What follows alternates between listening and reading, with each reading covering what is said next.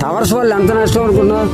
దాని తాలూకాది ఆ రేడియేషన్ 3 కిలోమీటర్ల పరిధి వరకు ప్రవర్తిస్తుందట టవర్స్. రేడియేషన్ ఉన్నంత వరకు కదా సిగ్నల్ వస్తుంది. చెవుడు, కంటి చూపు దెబ్బతిండు, వ్యాధులు పెద్దవాళ్ళకు అంటుకుంటాయి. అదే ఇప్పుడు ఎవడో నాలాంటి కూడా కకృతి పడి 10,000కి 5,000కి నెలకి ఎంత అద్దెకి ఇచ్చాడు నా మేడ మీద. మరి దాని ఎఫెక్ట్ ఎలా ఉంటుంది? ఇప్పుడు ఏంటంటే జనాభా పెరిగిపోవడం, మెయింటెనెన్స్ ఎక్కువ అయిపోయింది. డబ్బు గురించి ఏదైనా చేయడానికి రెడీ అయిపోతున్నారు. కాదేంటి అది